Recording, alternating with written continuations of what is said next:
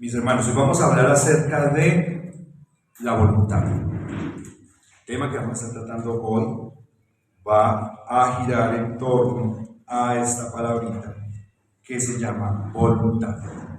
Cuando hablamos de voluntad, nosotros pensamos, o lo que nos dice el diccionario, es que la voluntad es el deseo de hacer algo. La decisión que nosotros tenemos, el interés, la resolución interna del ser humano para hacer una cosa. ¿Sí? Es una determinación, la voluntad. ¿Sí? Cuando nosotros hablamos de voluntad basados en las escrituras, como lo vamos a hacer el día de hoy, pues nosotros vemos unas complejidades, unas aristas diferentes, porque nos encontramos que cuando hablamos de voluntad divina, la voluntad divina es muy diferente, es totalmente extrema, opuesta al concepto de voluntad humana, ¿cierto? ¿Por qué será que es opuesta? Porque cuando nosotros hablamos de una voluntad personal, nuestra voluntad es una voluntad limitada por nuestra capacidad, las diferentes capacidades que tenemos, capacidades de entendimiento, capacidades de salud, de fuerza, de economía y las capacidades del entorno, las capacidades, las limitaciones físicas que nosotros tenemos en el área de la física, hacen que, aunque nosotros podamos tener la resolución de muchas cosas, algunas de esas cosas nosotros las podemos cumplir, las podemos desarrollar, las realizamos, pero hay muchas otras que no podemos, a pesar de que nosotros nos hagamos un propósito y que nosotros tengamos toda una disposición a lograr esto.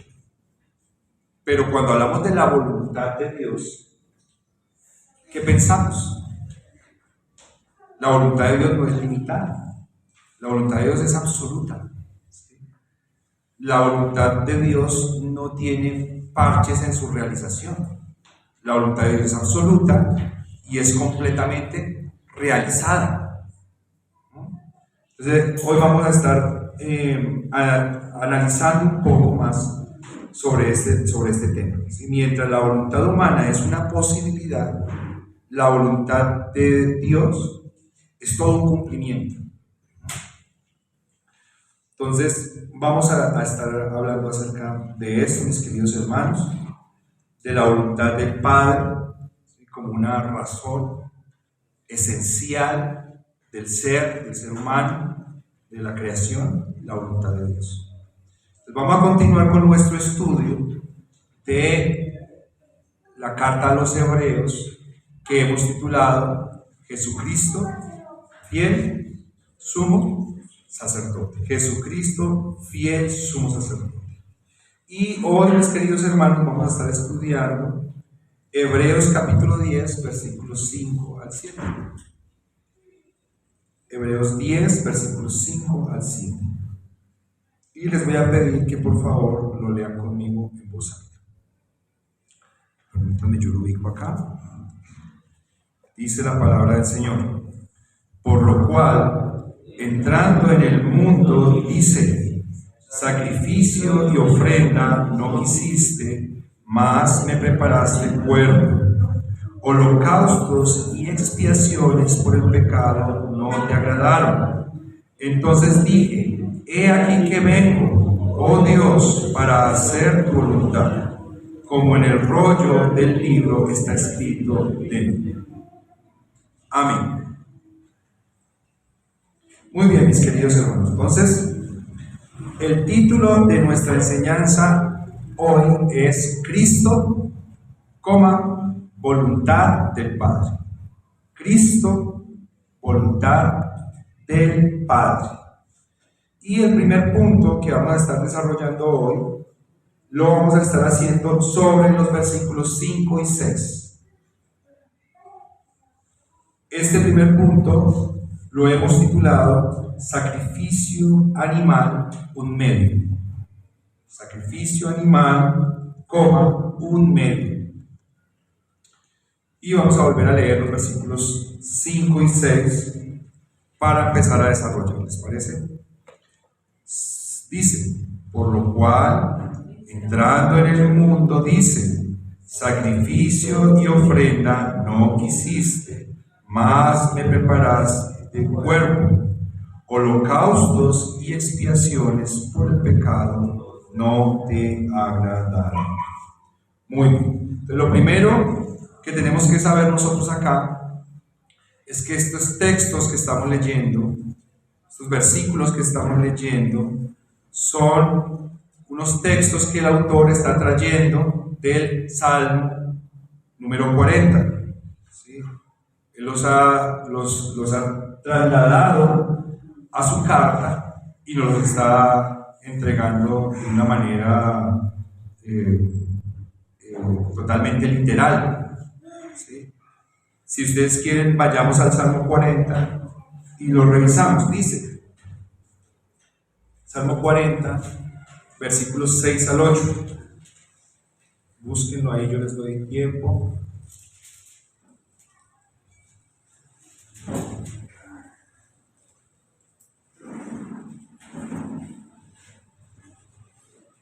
¿Tenemos?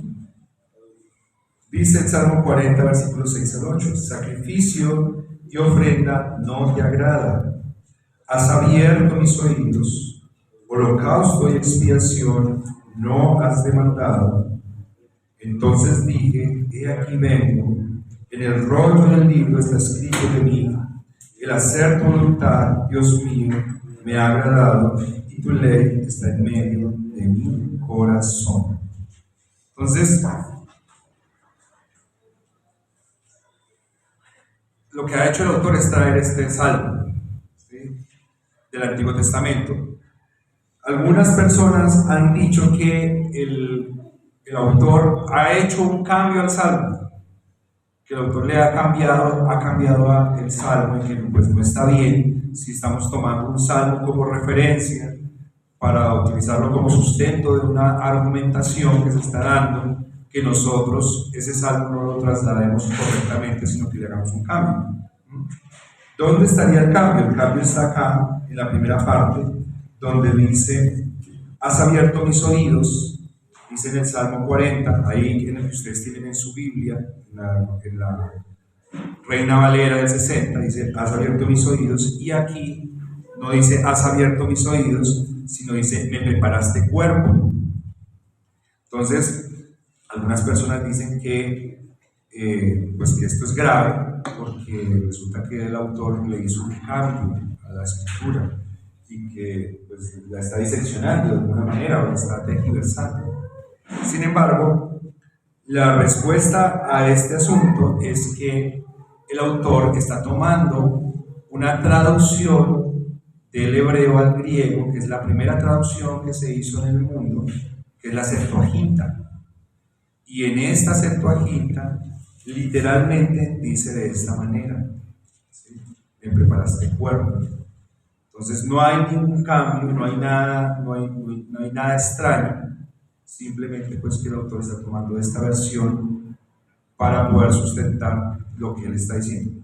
Lo que posiblemente nos pudiera parecer extraño es por qué si este autor le está hablando a los hebreos, si primariamente o primordialmente toda la argumentación que se está entregando se está dando a los hebreos, porque él utiliza un texto de la Septuaginta para hablarles a ellos. ¿Sí? Esa podría ser una inquietud, pero en ningún momento va a invalidar el discurso ni nada de lo que se está diciendo acá, porque se está tomando textualmente. Ya tendríamos que hacer un análisis lingüístico más profundo en otra oportunidad para pensar por qué los 72 eruditos que trasladaron del hebreo al griego el texto decidieron, haciendo pues una mención interpretativa, cambiar, has abierto mis oídos para me preparaste cuerpo.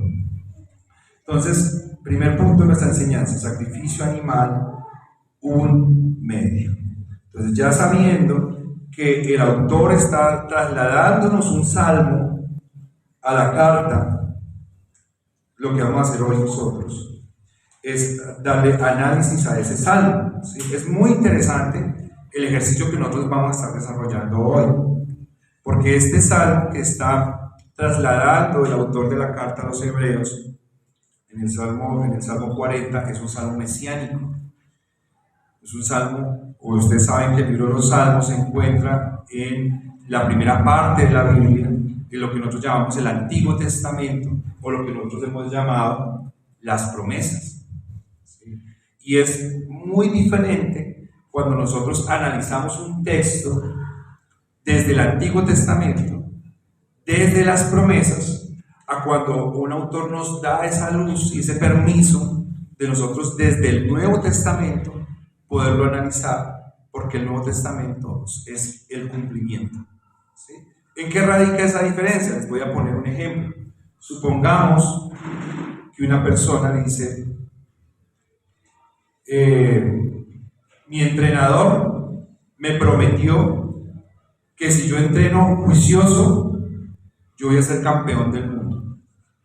¿Sí? ¿Qué es eso? Una promesa, ¿cierto? Pero es distinto si la persona nos dice a nosotros, les cuento que mi entrenador me prometió a mí que si yo entrenaba juicioso, yo iba a ser campeón del mundo. Y he aquí mi medalla. Yo soy o fui campeón del mundo. ¿Sí? ¿Cambia la historia o no cambia? Sustancialmente, ¿cierto? Porque una promesa sin el cumplimiento, pues es una esperanza, ¿sí? O una espera. Pero cuando hablamos desde el cumplimiento, pues nosotros tenemos un panorama completo que llena de gloria esa imagen que nosotros estamos divisando, que nosotros estamos desarrollando. Entonces, ya viendo desde el cumplimiento, el autor nos va a decir que el Señor Jesucristo lo dijo desde el Antiguo Testamento, pero que ahora en el Nuevo Testamento se está cumpliendo, y es que el sacrificio de animales que se desarrollaba en el Antiguo Testamento no era un fin para el Señor, no era un fin para Dios. ¿Sí? Una vez más se les va a reiterar sobre este tema a los creyentes. Recordemos que dijimos hace 15 días que ya estamos entrando en un momento de síntesis que está haciendo el autor, está dando las puntadas finales, no sé cómo se le llama cuando en costura terminan como hacer el borde, para que no se, el remate, para que no se les deshilache la prenda, ¿sí? Eso es lo que está haciendo el autor acá, está ya rematando pues la carta, todo lo que es el grueso de la temática teológica que él ha estado manejando, primeramente Jesucristo como fiel sumo sacerdote, como gran sumo sacerdote, y en segunda instancia Jesucristo como el gran y sumo sacrificio. Entonces, en este remate que él está haciendo, nos habló de la sangre, pero ahora hoy va a volver una vez más a hablar acerca del cuerpo. ¿Sí? Nos va como a materializar el plan divino en acciones concretas. ¿Sí? Una acción concreta es que pues la sangre es muy importante, pero pues como hemos dicho, así como el cuerpo sin la sangre no tiene vida, pues tampoco podemos dedicarnos a hablar solamente de la sangre, tenemos que hablar también del cuerpo. Dos elementos importantes en el Evangelio, dos elementos que nosotros celebramos en nuestro sacramento de la Cena del Señor, y dos elementos que nosotros tenemos que tener en cuenta. ¿Sí? El Señor no solamente entregó la sangre, el Señor no se apareció un día y dijo, aquí estoy, crucifíquenme, ¿sí? Sino que Él entregó una vida completa con su cuerpo, lleno de acciones, lleno de actitudes, lleno de enseñanzas, que son lo que nos muestra el cuadro completo de la vida y del sacrificio del Señor Jesucristo por su cuerpo. Entonces, dice, por lo cual entrando en el mundo dice, sacrificio y ofrenda no quisiste. Lo que va a poner en relieve acá el autor lo que va a poner en evidencia el autor aquí, a través de este salmo en el Nuevo Testamento, es que ya en el Antiguo Testamento, Dios en muchas oportunidades, esto no es ni un texto ni dos, sino son muchos los textos, sobre todo lo vamos a encontrar en los profetas menores, algunos de los profetas mayores lo mencionan, pero en muchos textos, en los profetas menores, Dios le había dicho al pueblo de Israel que no estaba contento con los sacrificios que ellos estaban ofreciendo. ¿Y por qué no iba a estar contento el Señor de que se ofrecieran estos sacrificios, siendo que eran unos sacrificios que Él mismo había estipulado, siendo que eran sacrificios que Él mismo había ordenado, siendo que eran sacrificios que Él había detallado la forma como se tenía que proceder ritualmente para que cada uno de esos elementos que hacían parte o componían el culto estuviesen allí? Y ahora cuando se estaba haciendo, Dios les dice: no me gustan sus sacrificios, ¿sí? No me agradan, no me satisfacen, no me llenan, ¿sí? Hay dos razones que nosotros podemos decir sobre eso. Lo primero tiene que ver desde la sabiduría perfecta de Dios, ¿sí? Desde su conocimiento de todas las cosas previamente, que Él sabía que el único sacrificio satisfactorio y pleno que vendría es el del Señor Jesucristo. Por eso aquí dice: me preparaste cuerpo. Por eso los eruditos plantearon como una interpretación más válida: me preparaste cuerpo, ¿sí?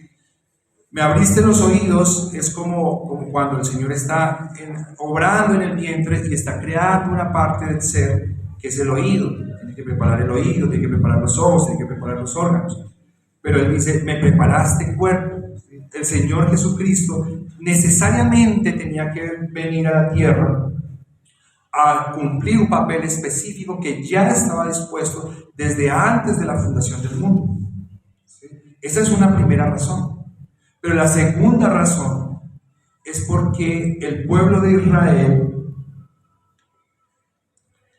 había entrado ya en una condición en la cual se había vuelto una nación idólatra, ¿sí? Nunca se pudo detener la idolatría, a pesar de que hicieron muchos esfuerzos, existieron los lugares altos, estaban adorando a otros dioses, pero a la par adoraban a Dios, ¿sí? Su conducta era inmoral, de tal manera que había un cortocircuito entre los mandamientos que Dios había dado litúrgicos y los mandamientos morales, ¿sí? Y eso no le agradaba a Dios, ¿sí? Para el Señor, lo que debía hacerse adecuadamente era que hubiese una conexión entre el culto y la moral, ¿sí? Entre el culto y la práctica en la vida personal.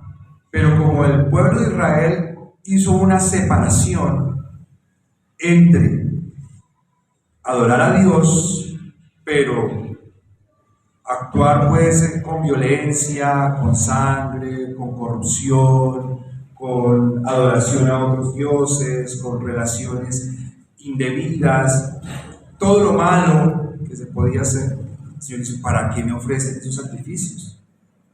¿Qué sentido tiene? ¿Qué piensan? ¿Que le están ofreciendo a un Dios ciego? ¿Que no me doy cuenta? Muy lindo el becerrito, lo escogieron, como yo les dije, el mejor, ¿sí? El primero, el primogénito, con la edad adecuada, muy bien engordado. Pero ¿de qué sirve eso? ¿De qué sirve eso? Entonces, acá el Señor, el Espíritu Santo, nuestro Dios, va a recordarle, como para terminar, imaginen ustedes el remate, todo lo que le ha dicho este autor a esta audiencia hebrea del primer siglo sobre su culto, ¿sí? Yo pensaba que ya les había dicho de todo. Yo pensaba que no le faltaba absolutamente nada por decirles. Siempre que yo hablo de esto, digo: estos pobres estaban hastiados de todo lo que el autor les ha dicho en contra del culto levítico. Pero si les faltaba, les va a decir, es que no es una decisión de ahorita que Dios está tomando, es que desde antes ya Dios estaba fastidiado con esos sacrificios y con esa forma como se estaba desarrollando el culto, y por esa razón fue que Dios permitió que el templo fuera destruido y que el pueblo hubiera tenido que ser llevado cautivo. Entonces, lo que nos va a estar diciendo, nos está diciendo acá el autor, ya no como antes, porque antes nos estaba diciendo que el animal que se sacrificaba era insuficiente por una incapacidad natural que tenía este animal, ¿sí? Que era una incapacidad propia de la naturaleza para representar a un pecador con unas capacidades mentales, unas capacidades intelectuales, con unas capacidades espirituales, a las cuales no llega el animal, ¿cierto? En el Antiguo Testamento, lo cual lo hacía naturalmente insuficiente para poderse dar por pago, ¿sí? Eso es como, ¿qué le digo yo? Usted, como si usted, supongamos que todos acá tuviéramos un carro, supongamos que ese carro se estrella y le dicen a usted en la aseguradora, pérdida total. Pérdida total. Usted dice, oh, wow, pérdida total. ¿Usted qué espera que haga la aseguradora? Hay aseguradoras que pagan al 80%, al 90%, hay algunas que pagan el 100%, ¿cierto? Usted espera que le pague la aseguradora. Si la aseguradora le dice a usted, le va a pagar el 100% y le entrega un carrito de juguete igualito, usted no lo va a recibir, ¿cierto? Porque es insuficiente, es una insuficiencia natural para suplir el bien que usted acaba de perder. Eso lo he visto yo, por ahí vi una broma que le hacían a una persona en redes sociales que le decía que había ganado un carro y tenían ahí un carro súper lujosísimo y la persona pone feliz y después cuando le dicen le vamos a entregar su carro, le entregan un carrito así chiquitito, lo hacen llorar. Entonces, no solamente esa insuficiencia que ya nos había hablado el autor hace que no califique el sacrificio en el Antiguo Testamento, sino además que hay una insuficiencia mayor, ¿sí? Que es ofrecida no por la limitación del animal, sino por la planificación divina. Es limitado por planificación divina, ¿no? Porque Dios, en su propósito eterno, en ningún momento dispuso o estableció o tuvo en su mente que ese sacrificio fuera el que optimizaría la condición de pecador del hombre para que él se pudiera presentar delante de Dios, ¿sí? Entonces, nunca en la mente de Dios estuvo que el sacrificio fuese de animales, fuese el fin, sino que simplemente fuese un ¿qué? Un medio. ¿Un medio para qué? Para apuntar a Cristo. Toda la temática del texto, del libro, de la carta a los hebreos, ha hablado alrededor del sacerdocio. Por esa razón, solamente nos hemos ocupado de hablar de cómo los sacrificios, de cómo el culto y de toda la celebración que se desarrollaba en el Antiguo Testamento, específicamente en el templo, apuntaba a Cristo, ¿sí? Porque ese es el propósito que tiene la carta. Si, de acuerdo a lo que ustedes estuvieron estudiando la semana pasada, lo que nos dijo ya el autor es que este sacrificio era un recordatorio continuo del pecado y un recordatorio continuo de la condición humana. Esos sacrificios tenían un propósito de recordar el pecado, ¿sí? No era nada más, no hay forma de que nosotros lo llevemos más para allá, ¿sí? Entonces, ya teniendo ese planteamiento muy estable nosotros, que ya lo hemos estudiado ampliamente, pues nosotros podemos entender de tajo que la satisfacción divina, lo que le está diciendo Dios al pueblo y lo que nos está diciendo Dios a nosotros hoy acá, es que la satisfacción divina no puede provenir de nosotros, ¿sí?, de ninguna acción nuestra, sino que la satisfacción divina solamente puede provenir ¿de dónde? De Dios, del cielo. Y esto pues es confrontante para nosotros, mis queridos hermanos, y era confrontante para el pueblo en todas las épocas. En la época en la que se escribe el Salmo, pues era confrontante, porque ellos decían, pero estamos ofreciendo el sacrificio y nos están regañando, ¿sí? Pero en el tiempo en el que se está escribiendo, en el primer siglo, a los creyentes del primer siglo, le están diciendo, ustedes están poniendo su esperanza en esos sacrificios, y esos sacrificios son inválidos. Ustedes quieren agradar a Dios a través de esos sacrificios, a través de esas ofrendas, a través de ese esfuerzo que ustedes hacen para comprar un animal de esos o para sacar un animal de esos de su corral y ofrecerlo, pero yo les cuento la mala noticia de que eso es inválido, ¿sí? Porque es imposible que, aunque nosotros estemos dando nuestro mejor esfuerzo, nosotros podamos agradar a Dios a través de nuestros esfuerzos. Es imposible, mis queridos hermanos. Nosotros no podemos agradar a Dios ni haciendo ni dejando de hacer. Algunos de nosotros pudiéramos pensar que la forma de agradar a Dios es dejar de tomar, dejar de fumar, dejar de ir a ciertos lugares, dejar ciertas amistades, dejar de ver ciertos programas, de escuchar cierta música, dejar de hacer ciertas cosas. Eso no es cierto, ¿sí? Ni haciendo agradamos a Dios, ni dejando de hacer. Eso es un problema que se presenta hoy muchísimo en las iglesias, y es que hay personas que andan mirando al otro y diciendo, ay, es que este hace esto, es que este hace lo otro, es que este debería dejar de hacer aquello, ¿sí? Y eso es un problema grave, un problema gravísimo, porque es que nosotros ni agradamos a Dios cuando hacemos, ni agradamos a Dios porque dejamos de hacer. Dios no nos escogió a nosotros porque vamos a dejar de hacer, ni porque estamos haciendo. Dios nos escogió a nosotros única y exclusivamente por su gracia, y nosotros agradamos a Dios única y exclusivamente por Jesucristo, por el sacrificio, por el único sacrificio que nos puede representar ante Dios, que es Jesucristo.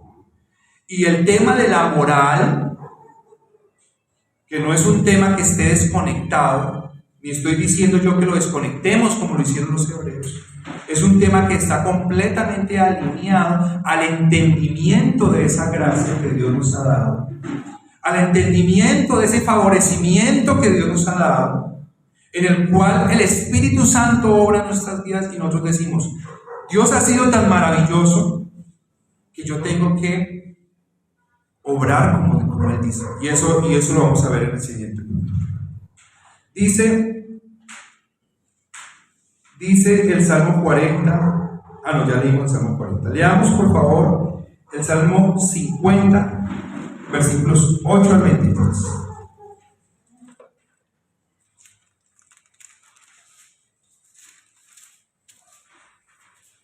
Salmo 50, versículo 8 al 23, lo voy a leer. Dice, no te reprenderé por tus sacrificios, ni por tus holocaustos que están continuamente delante de mí.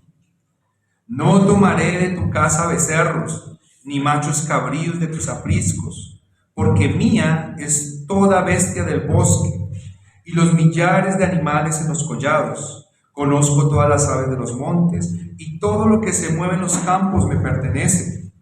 Si yo tuviese hambre, no te lo diría a ti, porque mío es el mundo y su plenitud. ¿He de comer yo carne de toros o de beber sangre de machos cabríos? Sacrifica a Dios alabanza y paga tus votos al Altísimo, e invócame en el día de la angustia. Te libraré y tú me honrarás.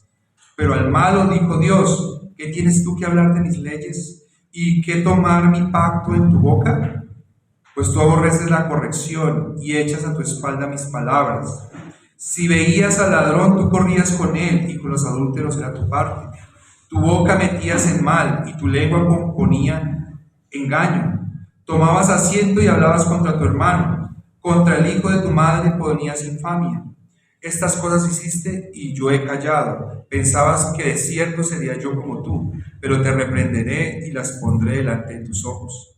Entended ahora esto los que os olvidáis de Dios, no sea que os despedace y no haya quien os libre. El que sacrifica alabanza me honrará, y al que ordenare su camino le mostraré la salvación de Dios. Mis hermanos,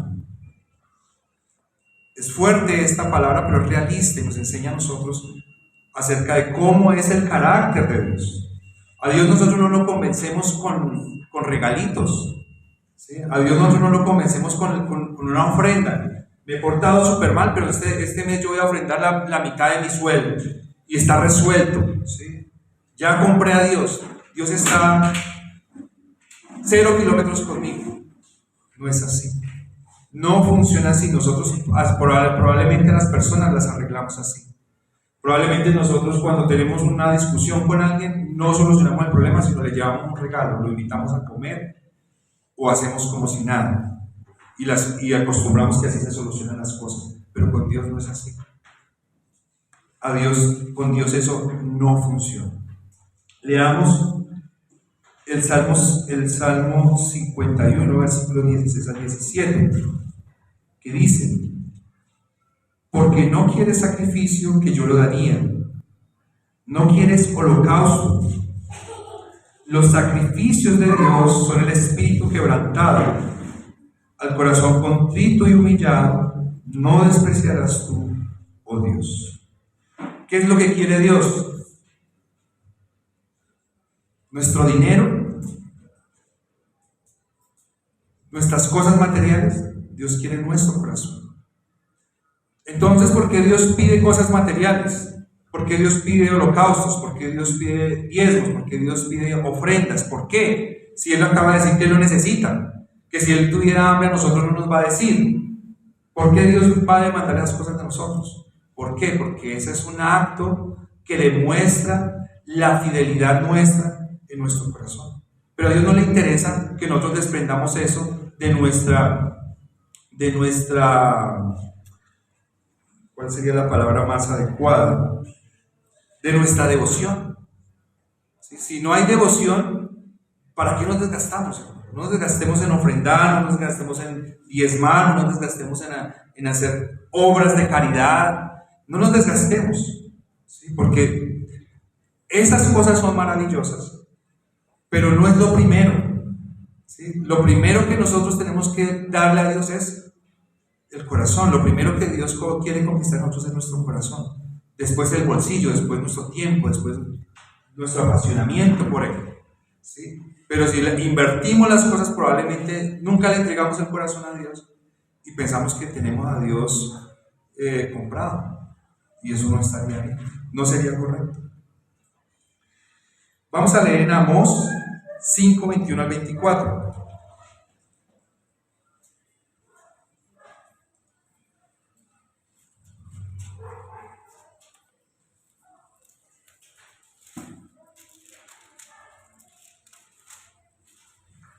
Amós 5, 21 al 24 dice: miren lo que le está diciendo el Señor al pueblo de Israel antes de que vinieran a Nabucodonosor a llevar los exiliados.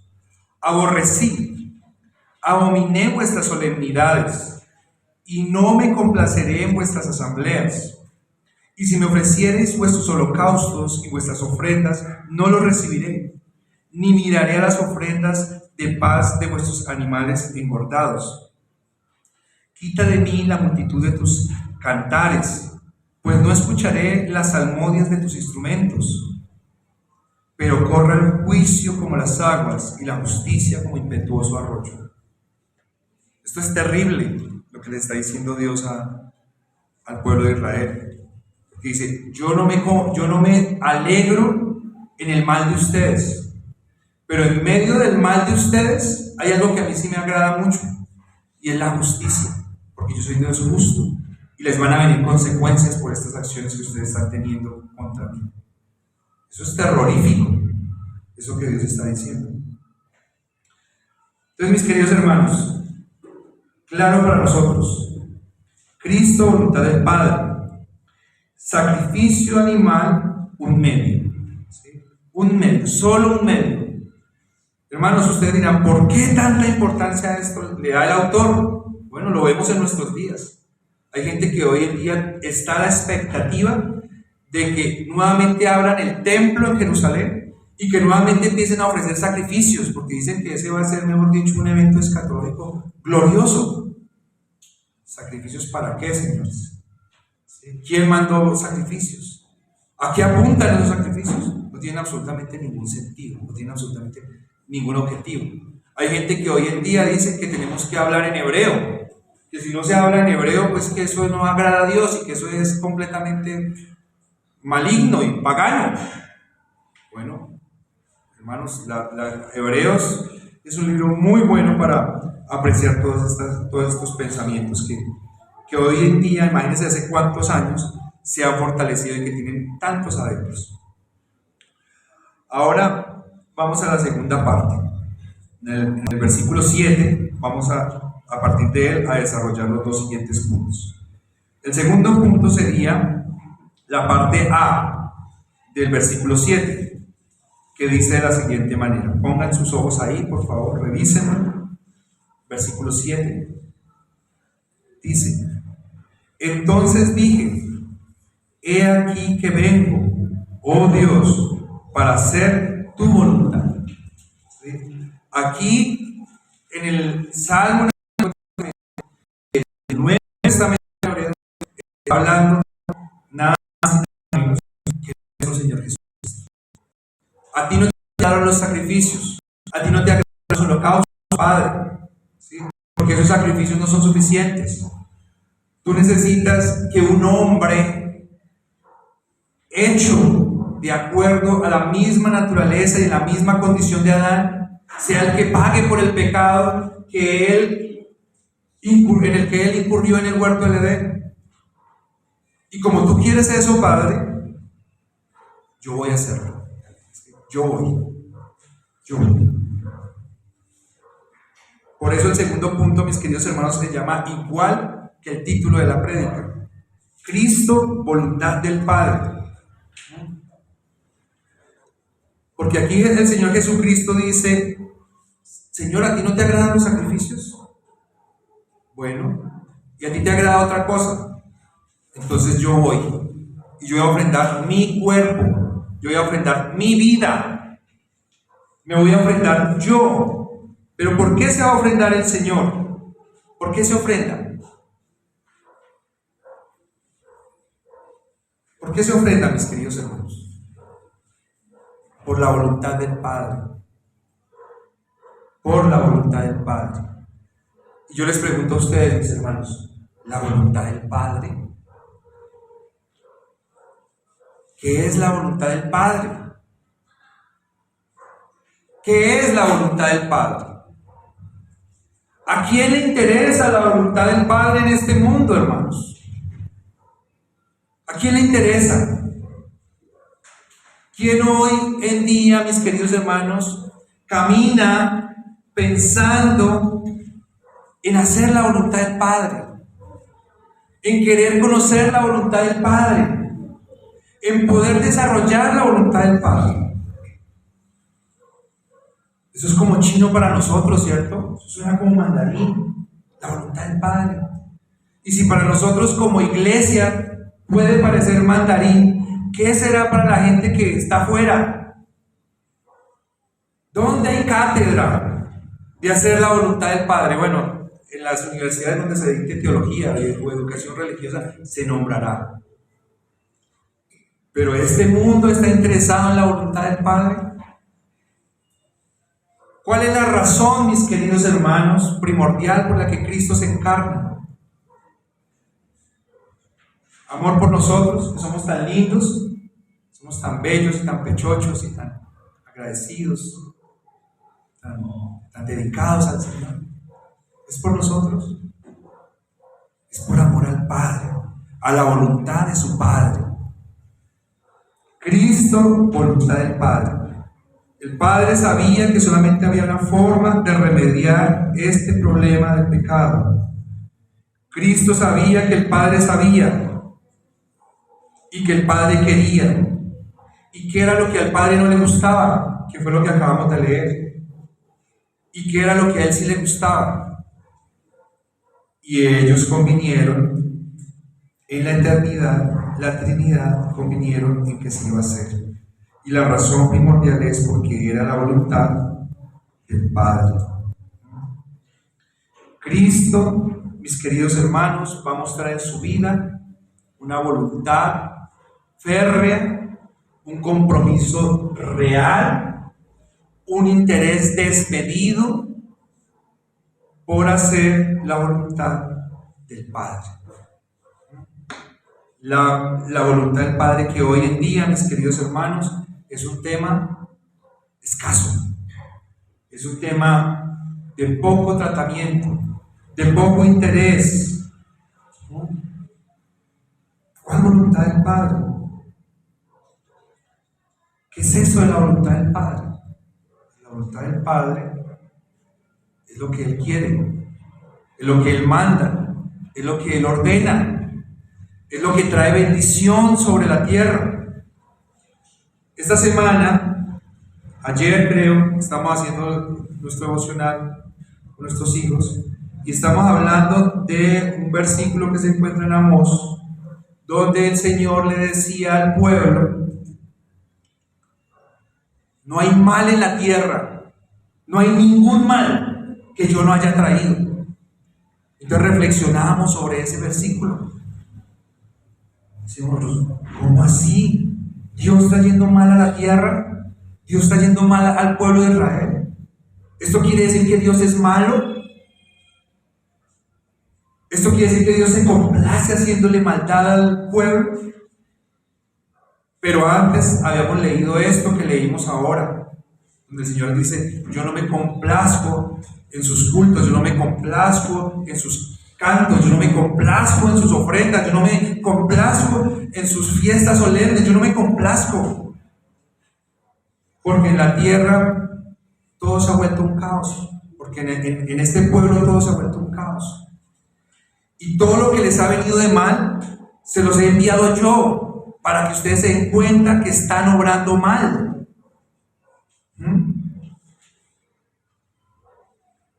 Entonces, ¿cuál voluntad del Padre?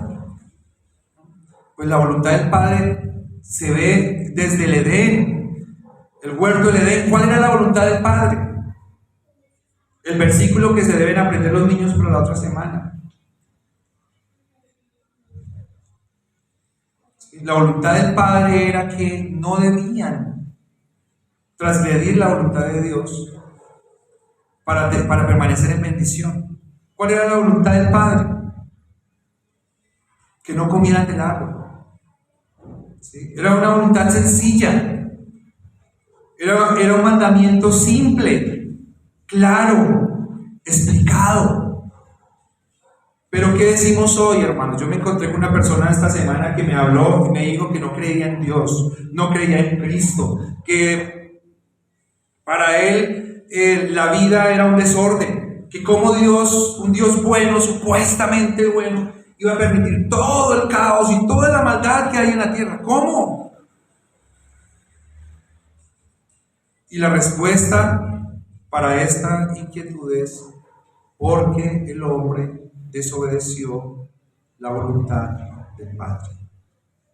Y cuando se desobedece la voluntad del Padre, hay caos, ¿sí? Hay destrucción, hay maledicencia y hay consecuencias, porque Dios es justo. Dios es justo. Hablaba en estos días con uno de mis hijos y me estaba comentando sobre su clase de religión en el colegio, y me decía que en la clase de religión a veces se tornaba un poco compleja, porque solo se hablaba del amor de Dios, pero no se muestra ese otro aspecto de Dios que es trascendental y que pone la balanza en su lugar, y es que Dios es justo. Dios es justo, totalmente justo. Y al ser Él completamente justo, su voluntad trae bendición. Pero cuando nosotros obramos de la manera como obramos, frente a la voluntad de Dios, que no la conocemos, que no sabemos cuál es, que la despreciamos, que muchos nos oponemos a la voluntad de Dios, ¿sí? Muchos la superficializamos hoy en día. ¿Sí? Se predica la palabra de Dios en los púlpitos, pero se superficializa, no se habla de ella con fidelidad. Nos rebeldizamos ante la voluntad de Dios. ¿Qué viene? Caos, destrucción, hambre, sangre, muerte. Eso es lo que viene. Y ahí tenemos la prueba. Si fuera bien desobedecer la voluntad de Dios, pues el mundo estaría bien. Si desobedecer la voluntad de Dios fuera bueno, pues el mundo estaría en las mejores condiciones. Estaríamos en prosperidad, en abundancia, en riqueza, todo tan armónico. Pero ¿cuál es la muestra, la evidencia de que desechar la voluntad de Dios es malo para nosotros, intrínsecamente? Mirar afuera nomás, mirar la condición de este mundo, mirar cómo está todo, nos demuestra a nosotros lo duro que es no tener en cuenta la voluntad de Dios. Cuando nosotros hablamos a veces de corrupción, de violencia, de degradación, de degenero, nosotros lo separamos de nuestra relación con Dios, ¿sí? Porque es lo que nos conviene. Pero no lo separemos, hermanos, unámoslo.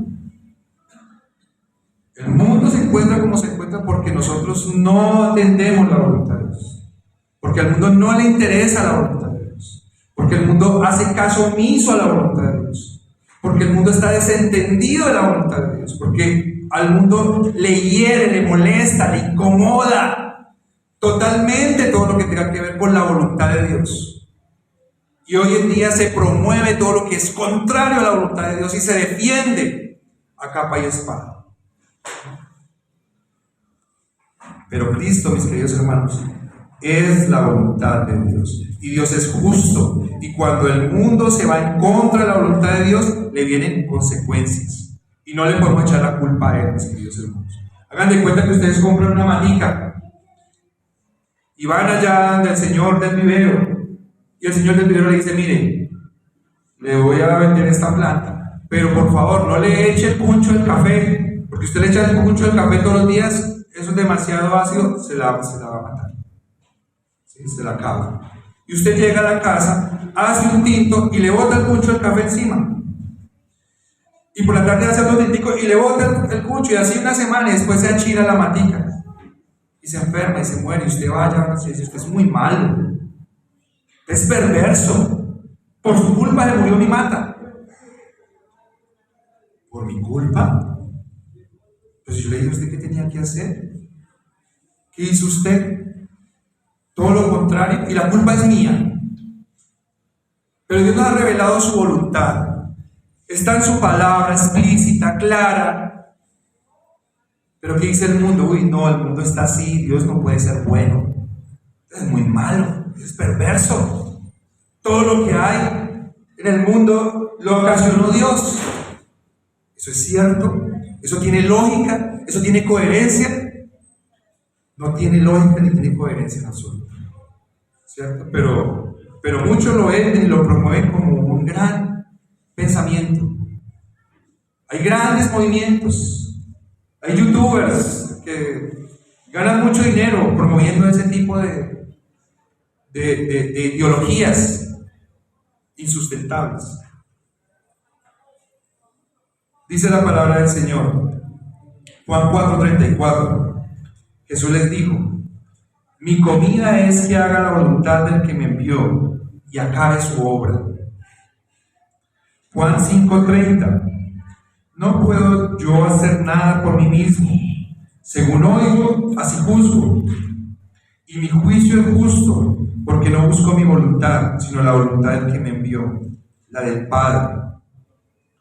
Juan 6:38. Porque he descendido del cielo, no para hacer mi voluntad, sino la voluntad del que me envió. Mis hermanos, Cristo, voluntad del Padre. ¿Qué ejemplo tenemos en Cristo, mis queridos hermanos? ¿Qué ejemplo tenemos en la forma de vida del Señor?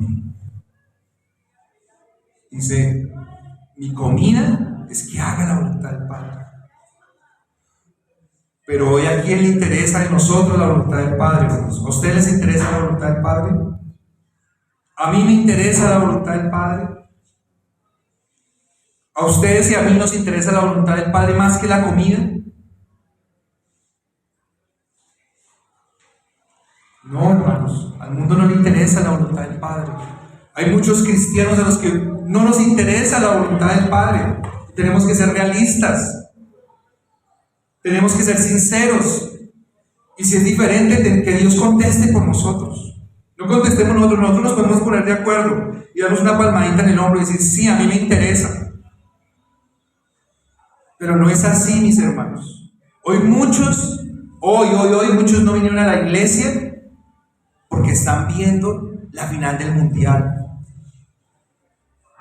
¡Qué vergüenza, hermanos! ¡Qué vergüenza que yo no voy a la iglesia porque estoy viendo la final del mundial! ¡Qué vergüenza tan grande, hermanos! ¡Qué oso con Dios! Pero la otra semana, que es 25 de diciembre, muchos no van a venir a adorar a Cristo porque es Navidad. Imagínense ustedes la contradicción, porque celebrando el nacimiento de Cristo no vengo a la iglesia. ¿Y por qué no vengo? Porque pues es una herejía enorme que yo coma a las 8 de la noche, que yo abra los regalitos a las 10 de la noche, ¿sí? Y que me acueste a las 11 porque mañana tenemos culto. Eso es una herejía. No, así no es. Yo no voy a la iglesia, ¿sí? Y desafortunadamente, imagínense, no siempre se da en esta fecha, pero en estas fechas de celebración de Navidad es cuanto menos asistencia tenemos a la iglesia. ¿Nos interesa la voluntad de Dios? ¿Nos interesa la voluntad del Padre realmente? ¿Sí? ¿Qué cosa tan dura? ¿Sí? ¿Qué cosa tan fuerte pensar esto, mis queridos hermanos? Pero el Señor Jesucristo nos dio ejemplo. Por eso nosotros, cuando predicamos el Evangelio, nosotros no nos predicamos a nosotros mismos. Nosotros no nos predicamos a cómo nosotros modelamos el Evangelio. Porque solamente hay un modelo y es Cristo. Y hay otros, ¿sí? Pablo, por ejemplo, fue un hombre que dejó muchas cosas por el Evangelio. Pero que la Escritura habla de ellos. Ellos no hablan de sí mismos. Sí, que sea Dios quien vea nuestras acciones, hermano, no nuestras palabras. Si nos interesa la voluntad de Dios. ¿Sí? Si lo que nosotros pensamos en la semana es en la voluntad del Padre. Si lo que nosotros hacemos en la semana es en la voluntad del Padre, pero que sea Dios el que responda y no nosotros, ¿sí? Porque esto que nosotros hacemos acá de venir al culto es solamente una partecita de la adoración, pero la adoración a Dios es toda nuestra vida. Que Dios nos ayude, hermanos, porque eso es difícil, eso es duro. El tercer punto es Cristo, voluntad del Padre revelada. Y la segunda parte del versículo 7, vayan conmigo por favor. La segunda parte del versículo 7, que dice: ¿cómo en el rollo está escrito de mí? ¿Lo leyeron? Como en el rollo está escrito de mí. Yo voy, Padre, porque esa es tu voluntad, porque eso es lo que a ti te agrada, y porque en el rollo está escrito de mí. Muy importante esta parte, porque como yo les decía a ustedes al comienzo, el libro de Hebreos, al ser un libro que se dedica al sacerdocio de Cristo, es un libro que solamente ha hecho énfasis en las profecías y en los apuntes que en el culto levítico se hacían de Cristo. Pero lo que nos va a decir aquí el Señor Jesucristo a través de este texto es que hay otros textos, hay otros libros donde se habla de Cristo en el Antiguo Testamento, donde se profetiza a Cristo, donde se promete a Cristo, ¿sí? Y como está prometido, y como Dios ya dio su palabra, Jesucristo, ¿qué va a decir? Que vaya otro. Señor, si es posible, quita de mí esta copa, pero no se haga mi voluntad, sino la tuya. Entonces, la voluntad del Padre, mis queridos hermanos, no es un secreto. Nosotros tenemos en la Biblia la voluntad revelada de Dios. ¿Sí? ¿Cómo hacemos la voluntad del Padre? Bueno, hay que conocerla. ¿Y cómo conocemos la voluntad del Padre? Pues en las Escrituras. En las Escrituras está. En el rollo, en el libro, se habla de Cristo. Cristo está haciendo referencia del rollo. Como en el rollo está escrito, yo voy. Como en el rollo se prometió, yo voy. No es un secreto. Cristo no se apareció aquí de la noche a la mañana y empezaron a escribir de Él. Tenemos promesas, tenemos cumplimiento, tenemos exposiciones después del cumplimiento, tenemos reiteradas predicaciones después de las exposiciones de la promesa y del cumplimiento. Lo que tenemos, hermanos, es material. Cristo fue anunciado, Cristo fue cumplido, ¿sí? Y si nosotros entendemos esto en el rollo, en la voluntad de Dios, tenemos esperanza para creer que el mismo que prometió que iba a venir, que vino, vendrá por su pueblo por segunda vez. Si no podemos entender eso, si no lo podemos creer, primero nos falta el don de la fe, que lo da Dios a través de su Espíritu. Tenemos que pedírselo, no hay de otro. Pero segundo, tenemos que escudriñar las Escrituras. El Señor Jesucristo nos dijo que escudriñen las Escrituras. Escudriñen las Escrituras porque ellas son las que dan testimonio de mí. No podemos creer en Cristo porque yo les cuente, porque yo les diga. Creemos en Cristo porque las Escrituras nos hablan de un personaje principal que es Jesucristo. Las Escrituras nos hablan de un tema de principio a fin de la creación del mundo, que es Cristo. No podemos nosotros, hermanos, conocer a Cristo como voluntad del Padre si no leemos las Escrituras.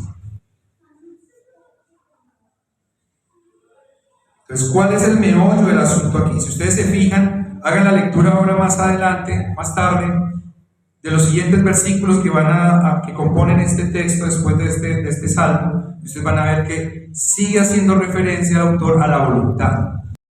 La voluntad de lo que Dios quiere. Dios desea. Mis queridos hermanos, que cuando se habla de la voluntad de Dios, de la imperancia que tiene para nosotros conocer la voluntad de Dios, pues nosotros tenemos que entender que no es un asunto meramente religioso, que conocer las Escrituras es un asunto que trasciende a la religión. ¿Sí? En las universidades se habla de materias que son transversales, que son materias que ocupan toda la trayectoria de la profesión. ¿Sí? Entonces, una de las transversales es la matemática, ahora dicen que el inglés, transversales. Pues si hay algo que sea transversal en la historia del hombre, mis queridos hermanos, Es la voluntad de Dios, es una transversal, es algo que lo ocupa todo, lo llena todo, lo toca todo. ¿Cómo nosotros, hermanos, no vamos a ocuparnos de ello? ¿Cómo alguien puede decir que va a creer en Dios o que es un tema simplemente religioso, que es un tema simplemente de fanatismos? No, esto es un tema de conocimiento profundo de la identidad del ser humano y de la historia. ¿Cómo se puede entender, mis queridos hermanos, la vida si no se conoce el autor de la vida? ¿Cómo estamos nosotros de mal? ¿Por qué estamos de mal? Estamos tan mal. ¿Cómo si nosotros no conocemos al autor de la vida podemos saber cómo se vive? ¿Cómo si no conocemos al autor de la vida nosotros podemos saber cómo enfrentar los desafíos de la vida? ¿Cómo si no conocemos al autor de la vida nosotros podemos saber cómo gozar de la vida? La voluntad del Padre, mis queridos hermanos. La voluntad del Padre. Pero ¿cuál voluntad, mis queridos hermanos? ¿Cuál voluntad? La voluntad revelada. ¿A quién le interesa la voluntad del Padre, mis hermanos? Dios quisiera que nosotros. Amós 3:7 dice: porque no hará nada Jehová el Señor sin que revele su secreto a sus siervos los profetas. Lucas 24:27: y comenzando desde Moisés y siguiendo por todos los profetas, les declaraba en todas las escrituras lo que de él decía. El Señor Jesucristo, cuando se aparece a sus hermanos en Emaús, a los hermanos de Emaús, decían ellos: ¿no ardía nuestro corazón cuando nos abría las escrituras y nos contaba todo lo que ellas revelan de él? ¿No ardía nuestro corazón? Juan 5:39: escudriñad las escrituras, porque a vosotros os parece que en ellas tenéis la vida eterna, y ellas son las que dan testimonio de mí. Y Lucas 24:44: y les dijo: estas son las palabras que os hablé estando aún con vosotros, que era necesario que se cumpliese todo lo que está escrito de mí en la ley de Moisés, en los profetas y en los salmos. Queridos hermanos, la voluntad de Dios es la condición esencial de la existencia del ser humano. La voluntad de Dios. Y Cristo, mis queridos hermanos, es la voluntad del Padre. Entonces, que el Señor nos oriente, mis queridos hermanos, que el Señor nos dirija. Esta es una predicación para todos, es una predicación para mí también, para todos, porque nos falta mucho, nos falta dar la vida como lo hizo el Señor Jesucristo. El Señor Jesucristo dio la vida, dio su tiempo, dio su existencia, su interés, dio todo. Pero nosotros tenemos cosas por delante de la voluntad del Padre. Delante de la voluntad del Padre están nuestras necesidades personales, delante de la voluntad del Padre están nuestras profesiones, delante de la voluntad del Padre están nuestros hijos, delante de la voluntad del Padre está lo que piensa mi cónyuge, lo que piensan mis padres, lo que piensa la familia, lo que piensan los vecinos, lo que piensan en mi trabajo. O sea, delante de la voluntad del Padre, ¿cuántas cosas hay? Es que Dios nos ayude, porque no es fácil. Amén. Vamos a ver. Padre maravilloso, te damos muchísimas gracias por este tiempo que tú nos has querido regalar. Gracias por el privilegio, Señor, que nos otorgas de poder estar, Señor, hoy en tu presencia, de poder dirigir a ti, de poder, Señor, ser expuestos a la bendición, Señor, que es tu palabra. Gracias, Señor. Pero sabemos, Padre Santo, que no es suficiente escuchar la palabra, no es suficiente entenderla, no es suficiente saber, Señor, lo que hay que hacer, no es suficiente. Sabemos que hay que hacer, pero sabemos, Señor, que nosotros no podemos hacerlo. Sabemos que la Biblia nos habla de hombres que pudieron, Señor, servir de una forma, Señor, majestuosa, casi heroica, entregada, trascendente. Pero sabemos perfectamente que ellos no lo hicieron en sus fuerzas, que ellos lo hicieron en dependencia de ti, que ellos, al contrario, el sufrimiento que tuvieron fue de morir a sí mismos, a su orgullo, a su fuerza, a su capacidad, a su entusiasmo, a sus buenas ideas, para que vivieras tú en ellos y no ellos en ti mismos. Hoy tenemos eso para nosotros, Señor. Ayúdanos a morir, Señor, a nuestro orgullo, a nuestro deseo de opulencia, a nuestro deseo de autoexaltación. Ayúdanos, Señor. Ayúdanos, porque sabemos que así no podemos vivir para ti. Ayúdanos, Señor, a que tú seas lo principal en nosotros. Ayúdanos a que nosotros podamos transmitir a nuestros hijos esa verdadera herencia, Señor. Que sea una vida, Señor, para ti. Una vida, Señor, concentrada única y exclusivamente en ti. Porque sabemos que esa es la única manera de vivir en bendición. Sabemos que esa es la única manera de vivir en plenitud. Porque sabemos que esa es la única manera, Señor, de que estaremos completos. Porque sabemos que para eso nacimos.